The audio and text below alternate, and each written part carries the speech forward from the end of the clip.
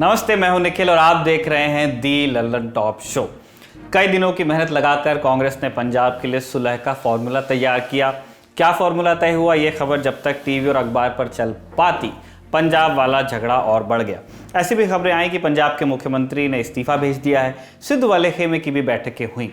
खुद सिद्धू सोनिया गांधी से मिले और इतनी बैठकों के बाद भी कांग्रेस के फॉर्मूले का ऐलान अब तक नहीं हो पाया है। तो क्या है कांग्रेस का फॉर्मूला और इससे पंजाब कांग्रेस में अब हिंदू वर्सेस सिख वाला एक नया झगड़ा कैसे शुरू हो गया? क्या चुनाव से पहले कांग्रेस अपना घर दुरुस्त कर पाएगी? इस शो में बात करेंगे विस्तार से बड़ी खबर में। इसके अलावा उत्तर प्रदेश में कांवड़ यात्रा करने पर आज सरकार ने क्या जवाब दिया और उस पर सुप्रीम कोर्ट ने क्या कहा, इसकी भी बात होगी। लेकिन पहले आप देखिए दिन का वीडियो।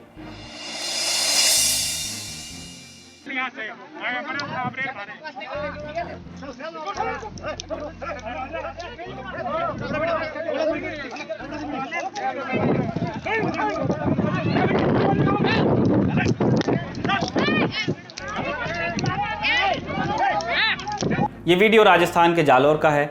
यहाँ संचौर क्षेत्र के प्रतापपुरा गांव में भारतमाला परियोजना के तहत एक एक्सप्रेसवे का निर्माण गुरुवार को होना शुरू हुआ था। मुआवजे की राशि को लेकर विवाद चल रहा है और मामला हाई कोर्ट में है। ऐसे में जब काम शुरू हुआ तो ग्रामीणों ने विरोध करना शुरू कर दिया।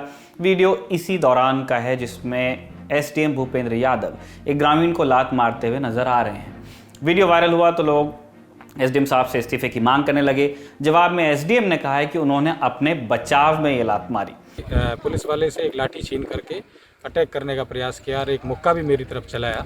मैंने बचाव में उनको दूर रखने के लिए और उसको पैर से किया कि भाई आप दूर रहिए।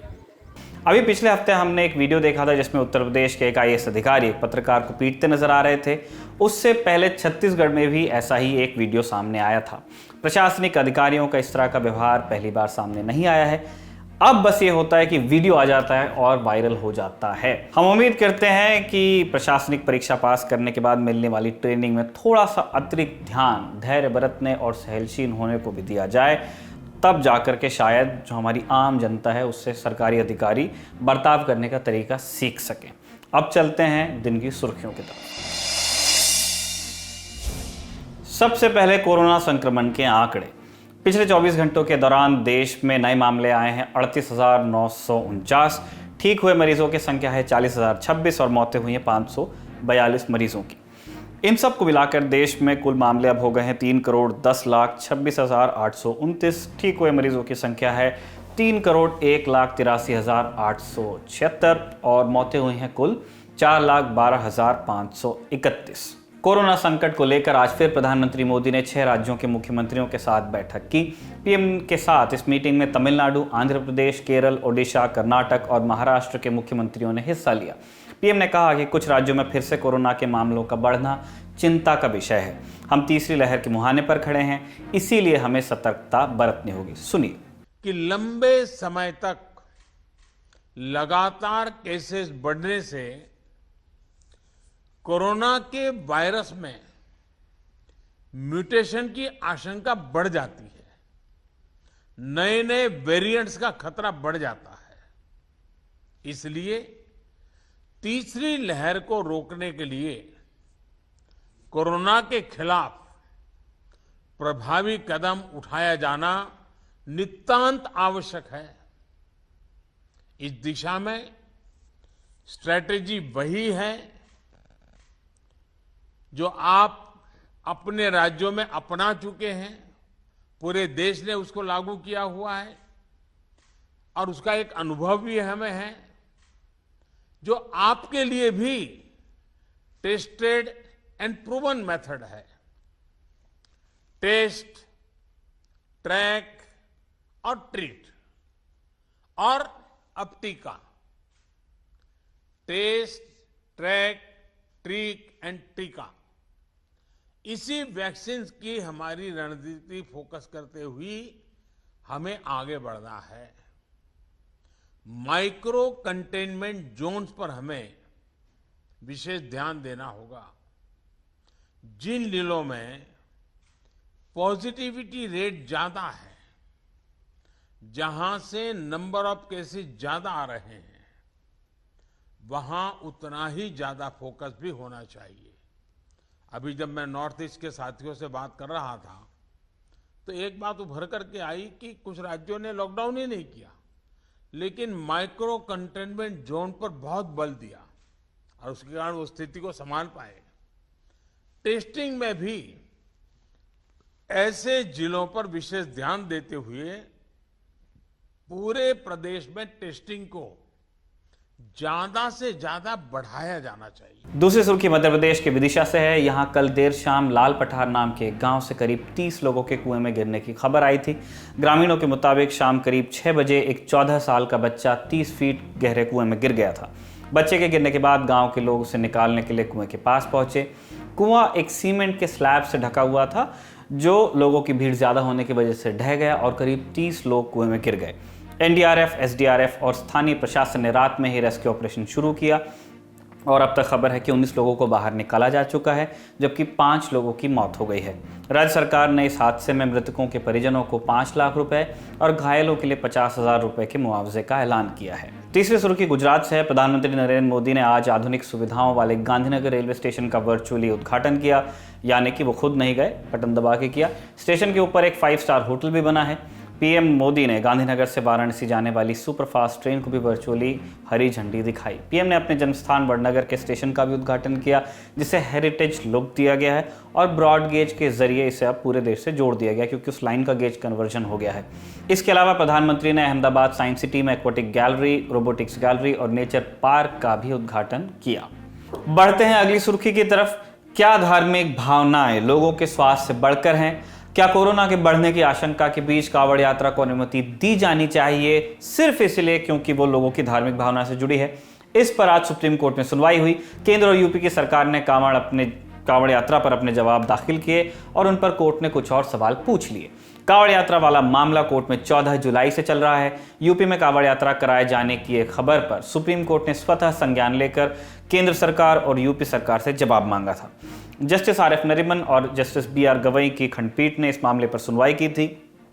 न्यूज वेबसाइट लाइव लॉ के मुताबिक केंद्र सरकार का पक्ष रखते हुए सॉलिसिटर जनरल तुषार मेहता ने कहा कि भारत सरकार का स्टैंड है कि यात्रा की अनुमति नहीं दी जानी चाहिए। उन्होंने कहा, हरिद्वार से गंगा जल लाकर स्थानीय शिव मंदिरों में पूजा के लिए कांवड़ियों को आवाजाही की अनुमति राज्य सरकारों को नहीं देनी चाहिए।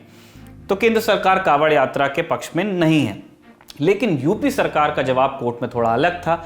जबकि उत्तर प्रदेश सरकार ने कोर्ट में कहा कि राज्य में कांवड़ यात्रा पर पूरी तरह रोक नहीं रहेगी, सांकेतिक रूप से चलती रहेगी। कोरोना के खतरे को देखते हुए यात्रा के लिए गाइडलाइंस बनाई जा सकती हैं। इस पर कोर्ट ने कहा कि केंद्र सरकार ने अगर कांवड़ यात्रा नहीं कराने का स्टैंड लिया है तो यूपी सरकार कांवड़ यात्रा कराने के पक्ष में नहीं जा सकती। कोर्ट ने कहा कि बतौर नागरिक ये मामला हम सबसे जुड़ा है और संविधान के अनुच्छेद 21 यानी जीवन के अधिकार के तहत आता है। देश के हर नागरिक का स्वास्थ्य और उनके जीवन का अधिकार सबसे ऊपर है। इसके बाद ही धार्मिक भावनाएं जैसे और दूसरे हक आते हैं। कोर्ट ने कहा कि राज्य सरकार इस बारे में फिर से विचार कर ले, क्योंकि महामारी हर किसी को प्रभावित करती है। मामले की सुनवाई सोमवार 19 जुलाई तक के लिए टाल दी गई है। कोर्ट ने कहा कि उस दिन यूपी सरकार को मामले पर फिर से जवाब दाखिल करना होगा, अन्यथा अदालत इस मामले में आदेश जारी कर सकती है। यानी अब यह माना जा सकता है कि उत्तर प्रदेश में भी कांवड़ यात्रा रद्द हो सकती है। अगर राज्य सरकार ऐसा नहीं करती है तो सुप्रीम कोर्ट से इस आशय का फैसला आ सकता है। दर्शक जानते हैं, उत्तराखंड ने पहले ही कांवड़ यात्रा रद्द कर दी थी। उत्तराखंड पुलिस ने कांवड़ियों को आने से रोकने के लिए सीमा सील करने की तैयारी भी शुरू कर दी है। पांचवी सुर्खी कंधार से है। कंधार अफगानिस्तान का एक हिंसाग्रस्त प्रांत है, जहां इन दिनों तालिबान और अफगान सुरक्षा बलों के बीच कब्जे को लेकर लड़ाई हो रही है। वहीं से आज भारतीय पत्रकार दानिश सिद्दीकी के जाने की खबर आई, उनकी मृत्यु हो गई है। जिस समय यह घटना हुई, दानिश अफगानिस्तान की स्पेशल फोर्सेस के साथ रिपोर्टिंग असाइनमेंट पर थे, एम्बेडेड थे उनके यूनिट में। वो अंतर्राष्ट्रीय न्यूज एजेंसी रॉयटर्स के लिए काम करते थे। 13 जुलाई को भी जिस गाड़ी में दानिश सफ़र कर रहे थे उस पर हमला हुआ था, लेकिन वो बाल बाल बच गए थे। इस घटना का वीडियो भी उन्होंने अपनी सोशल मीडिया प्रोफाइल पर शेयर किया था। दानिश सिद्दीकी की गिनती दुनिया के बेहतरीन फोटो जर्नलिस्ट में होती थी। साल 2018 में दानिश को पुलित्जर पुरस्कार से भी नवाजा गया था। यह अवार्ड रोहिंग्या मामले में कवरेज के लिए था। सीएए प्रोटेस्ट, दिल्ली दंगों, लॉकडाउन में प्रवासी मजदूरों के पलायन और कोरोना की दूसरी लहर के दौरान दानिश की खींची गई पिक्चर्स खूब सुर्खियां बटोरने वाली थी। खूब चर्चा हुई थी इनकी देश में और बाहर भी। दानिश सिद्दीकी के निधन पर शोक व्यक्त करते हुए केंद्रीय मंत्री अनुराग ठाकुर ने ट्वीट किया, दानिश सिद्दीकी अपने पीछे असाधारण काम छोड़ गए हैं। उन्होंने फोटोग्राफी के लिए पुलित्जर सम्मान जीता। कंधार में अफगान सेना के साथ जुड़े। नीचे उनकी एक तस्वीर साझा कर रहा हूँ, वो ट्वीट आप देखिए। दानिश के जाने के बाद उनके साथ काम कर चुके साथी पत्रकार उन्हें याद कर रहे हैं, उनको श्रद्धांजलियां दे रहे हैं, उनकी तस्वीरें साझा कर रहे हैं। लेकिन एक भीड़ ऐसी भी है जो उनकी मौत की खिल्ली उड़ा रही है। ऑर्गेनाइज तरीके से उनकी मौत को सेलिब्रेट किया जा रहा है। उनकी फोटोज के जरिए दानिश ने प्रवासी मजदूरों के दर्द को दिखाया, दिल्ली दंगों के दौरान हो रही हिंसा को दिखाया, ऑक्सीजन की कमी से मचे हाहाकार को दिखाया, श्मशानों में जल रहे सैकड़ों शवों की तस्वीरों को दिखाया। और ये सब एक वर्ग को नाराज करने के लिए काफ़ी था जो नहीं चाहते थे कि ये सब दुनिया के सामने आए। जैसे दानिश की हत्या करने वाले तालिबानी नहीं चाहते थे कि वहाँ जो कुछ हो रहा है वो दुनिया के सामने आए। दोनों में कोई अंतर नहीं है। दानिश यहाँ भी सच दिखा रहे थे और वहाँ भी जो पीड़ित थे उनकी बात को दानिश सामने रख रहे थे। दानिश को हमेशा उनके काम के लिए याद किया जाएगा। दिल ललन टॉप उन्हें अपना सलाम भेजता है। ये थी सुर्खियां, अब चलते हैं दिन की बड़ी खबर पर। पंजाब में कांग्रेस को लेकर एक किस्सा चलता है कि एक बार कांग्रेस के किसी नेता ने कैप्टन अमरिंदर को सुझाव दिया कि राहुल गांधी को वो राहुल जी कहें, जैसा पार्टी के बाकी नेता करते हैं। कैप्टन अमरिंदर को इस सुझाव पर हंसी आ गई और उनका जवाब था कि राहुल गांधी के पिता राजीव गांधी स्कूल के दिनों से उनके दोस्त थे, इसीलिए राहुल गांधी को उनको अंकल जी कहना चाहिए। अब ये किस्सा कितना सच है, कितनी मिलावट है, इसमें हम नहीं जानते हैं, लेकिन कांग्रेस के चेन ऑफ कमांड में कैप्टन अमरिंदर सिंह बिल्कुल अलग दिखते हैं। ऐसे कितने ही वाक़े बताए जाते हैं जब कैप्टन अमरिंदर ने आला कमान या राहुल गांधी के निर्देशों को न मानकर अपनी चलाई। कांग्रेस को करीब से जानने वाले कहते हैं कि 2015 में भी राहुल गांधी कैप्टन अमरिंदर सिंह को पंजाब कांग्रेस का अध्यक्ष बनाने के पक्ष में नहीं थे, लेकिन पंजाब में संगठन पर मजबूत पकड़ से कैप्टन अमरिंदर सिंह ने अपना रास्ता बना लिया था। तब उनकी अगुवाई में 2017 में पंजाब में कांग्रेस ने विधानसभा का चुनाव जीता। कैप्टन अमरिंदर सिंह मुख्यमंत्री बन गए। मुख्यमंत्री बनने के बाद भी कैप्टन अमरिंदर की हाईकमान के साथ हमेशा एक असहजता दिखती रही और इस असहजता का फायदा मिला बीजेपी छोड़कर 2017 में ही कांग्रेस में शामिल हुए नेता नवजोत सिंह सिद्धू को। नवजोत सिंह सिद्धू ने हाईकमान की सिफारिश के साथ डिप्टी सीएम बनने का दावा पेश किया, लेकिन कैप्टन अमरिंदर सिंह माने नहीं। कैबिनेट मंत्री बने, लेकिन बाद में वहां से भी इस्तीफा उन्होंने दिया और कैप्टन अमरिंदर के खिलाफ उन्होंने एक मोर्चा खोल दिया। नवजोत सिंह सिद्धू अपने ही मुख्यमंत्री पर सवाल उठाते हैं, कांग्रेस सरकार के कामों पर सवाल उठाते रहते हैं। उसके बावजूद गांधी परिवार के भरोसेमंद बने रहते हैं। दोनों के झगड़े के वक्त जब कैप्टन अमरिंदर गांधी परिवार से मिलने आते हैं दिल्ली, तब उन्हें मिलने का वक्त पहली बार में नहीं मिलता है, लेकिन सिद्धू की मुलाकातों वाली तस्वीरें आ जाती हैं और ऐसा लग रहा है सिद्धू और कैप्टन वाले झगड़े में एक बार फिर दिल्ली वाली कांग्रेस की हाईकमान का फैसला सिद्धू के पक्ष में जा रहा है। सिद्धू और कैप्टन अमरिंदर सिंह का 4 साल पुराना झगड़ा कैसे सुलझाया जाए, इस पर हाईकमान में कई दिनों से माथापच्ची चल रही थी। एक 3 सदस्यों की कमेटी बनाई गई सुलह का फॉर्मूला तैयार करने के मकसद से। फॉर्मूला तैयार भी हुआ, लेकिन अब फॉर्मूला लागू होने की आहट भर से ही पंजाब वाला झगड़ा सुलझने के बजाय उलझता नजर आ रहा है। दोनों पक्षों की तरफ से लंबी चौड़ी तैयारियों की खबरें आ रही हैं, संकेत आ रहे हैं।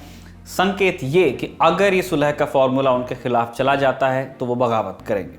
सुलह का फॉर्मूला क्या तय हुआ है, इस बारे में कांग्रेस का कोई आधिकारिक ऐलान अभी प्रेस के पास नहीं है, लेकिन गुरुवार से ही मीडिया में एक थ्योरी चल रही है कि नवजोत सिंह सिद्धू को पंजाब कांग्रेस का अध्यक्ष बनाया जा सकता है और अगला विधानसभा चुनाव पंजाब में कांग्रेस नवजोत सिंह सिद्धू की अगुवाई में लड़ेगी।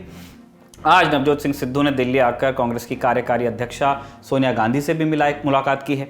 सूत्रों के मुताबिक इस मुलाकात के दौरान राहुल गांधी और पंजाब कांग्रेस के प्रभारी हरीश रावत भी मौजूद थे। तो इस मुलाकात को भी इस क्रम में देखा गया कि संगठन में सिद्धू को बड़ा रोल मिल सकता है। हालांकि पंजाब प्रभारी हरीश रावत ने सिद्धू को अध्यक्ष बनाए जाने वाली अटकलों को फिलहाल के लिए सही नहीं बताया। आज वाली बैठक के बाद उन्होंने क्या कहा, आप सुन लीजिए।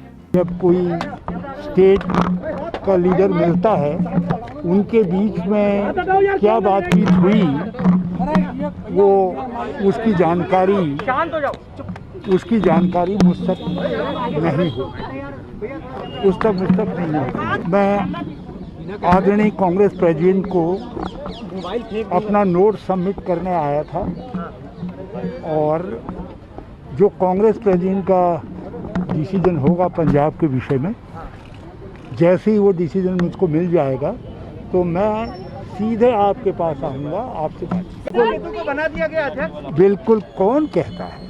आप कृपा करके मेरे बयान को बहुत केयरफुली पढ़िए जो मैंने कहा है और शब्दों को समझिए, जब तक कांग्रेस प्रेसिडेंट बात को क्लियर नहीं करती है तब तक मुझे भी जानकारी इस बात की नहीं हो सकती है कि इनफैक्ट उनका लास्ट डिसीजन क्या होगा। तो अभी कांग्रेस हाईकमान अंतिम ऐलान को कुछ और वक्त देना चाहती है, लेकिन अगर सिद्धू को पंजाब का अध्यक्ष बनाया जाता है पंजाब कांग्रेस का, तो उनके लिए ये विन विन सिचुएशन होगी। अध्यक्ष बनने का मतलब ये है कि कांग्रेस उनकी अगुवाई में अगले साल का विधानसभा चुनाव लड़ेगी। टिकट बंटवारे में हो सकता है कि उनका बड़ा रोल रहे, और अगर कांग्रेस जीतती है तो फिर सिद्धू मुख्यमंत्री की कुर्सी के लिए बार्गेन करने की मजबूत स्थिति में रहेंगे। इसकी तैयारी के संकेत भी मिल रहे हैं। सिद्धू को अध्यक्ष बनाए जाने वाली खबरों के बीच कल सीएम अमरिंदर सिंह ने अपने करीबी 7 नेताओं के साथ मिलकर एक बैठक की। इनमें उनके 3 कैबिनेट मंत्री, 2 एमएलए और 2 सांसद शामिल थे।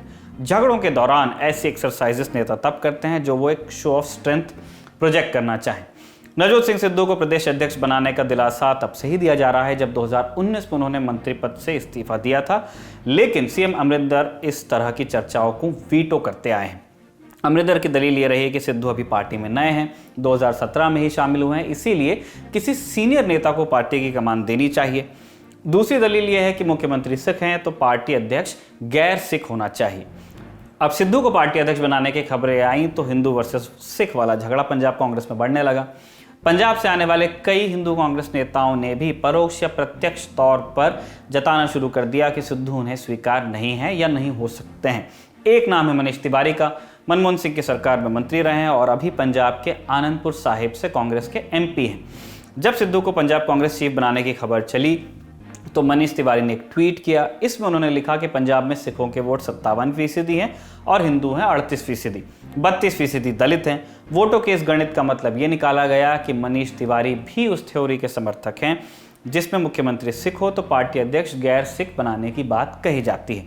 पंजाब के एक और बड़े कांग्रेस नेता पवन दीवान ने भी सवाल उठाए कि कांग्रेस ने पंजाब में हिंदुओं के लिए क्या किया। उन्होंने ट्वीट किया कि पंजाब के मुख्यमंत्री, प्रदेश अध्यक्ष, यूथ कांग्रेस अध्यक्ष सब तो जट ही हैं, हिंदू कहाँ हैं। ये कयास लगाया जा रहा है कि इसी तरह की आपत्तियों के चलते कांग्रेस हाईकमान ने सिद्धू को अध्यक्ष बनाने का फैसला फिलहाल के लिए उसका ऐलान नहीं किया है। फॉर्मूले में सिद्धू को अध्यक्ष और 2 हिंदू कांग्रेस नेताओं को कार्यकारी अध्यक्ष बनाने की बात थी, लेकिन मनीष तिवारी और बाकी नेताओं के बयानों के बाद लगता है कि कांग्रेस दोबारा विचार करने के मूड में है।